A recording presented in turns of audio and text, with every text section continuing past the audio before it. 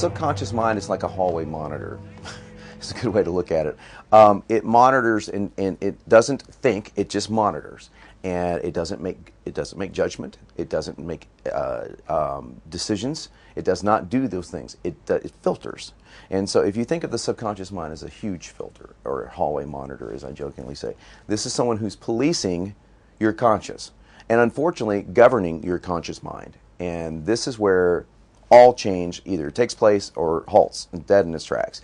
Whenever someone's subconscious mind has got a loop that's going on, a bad hallway monitor, if you will, somebody who's just going to stop you at the door whether you have the hallway pass or not. I think of the subconscious mind as the ultimate ruler, because whatever is there is really going to rule your life. And we try to put affirmations and positive things on top of it, positive talk on top of our real thoughts. But really, the subconscious is going to rule how your life is. And we can see the results of what we're really thinking, what we're really feeling, what our threshold of success, what our threshold of self-love is about. The subconscious mind is a very powerful component to our being in all areas, and it is actively working all the time without our knowledge. And what it does, it taps us into staying in focus with what we have learned from our past experiences in our life. Each of us come from a different background, from different experiences, but during that we have laid a foundation in our subconscious mind as to what's okay, what's out of norm, what's dangerous, and our body will react. So mindset and the subconscious mind rule our decisions, how we move through the world, and ultimately, what choices we create for ourselves. The critical tool, then, is to learn how to program your subconscious mind to achieve the future that you desire. The tools to program your subconscious mind have been with us for generations, and that's what this film is about. Before we offer you the chance to take the Change Challenge, we want to encourage you to listen to what our experts have to say about taking action, the first step in living the life that you desire. Without the taking action part, you'll really have nothing. I mean, if you look at people who actually do a lot of praying and just praying, or attracting and just attracting, that's a fabulous thing. It's great, but it's one part of it. If you'll notice, you know, attraction has action right embedded in it, and there's a reason for that. Is because it's always a two-part process. You think it, you create it, you go and get it. You know, you have to have that impetus to move forward. It doesn't happen if you don't take action. You got to get up off of your butt, you know. I love taking action, and I love making things happen, and I love seeing the results of it. Get out of the fear and do it.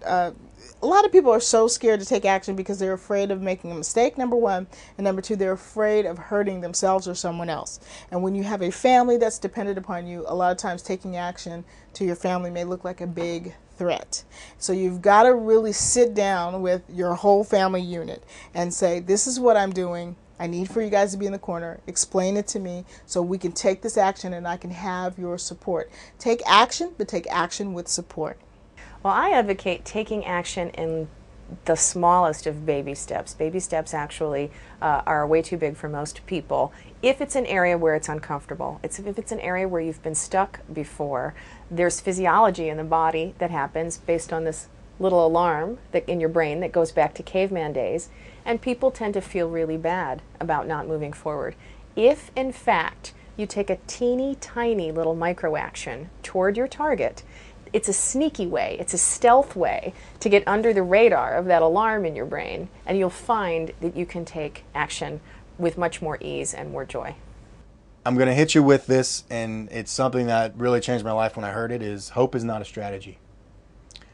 Hope will get you sitting there in the corner, crossing your fingers, hoping that the person of your dreams walks in front of you, hoping that you get that big promotion at work, hoping that you win the lottery. Hope is not a strategy. Professionals are proactive. Amateurs are reactive. And what that means is that if you want something, you have to go get it. I always say that there is the most important part of the word power of attraction or law of attraction is the word action. And I really do believe that it's so important just to take any action at all and get yourself moving and get some momentum going, And then you can change direction later. But if you never get started, it's a lot harder. You can't change direction if you're not moving. Well, if you don't take action, you're going to end up where you are. I mean, one of my favorite sayings is, if you always do what you've always done, you always get what you've always gotten. So if you don't like what you're getting, do something else. It doesn't really matter what it is, just do something else.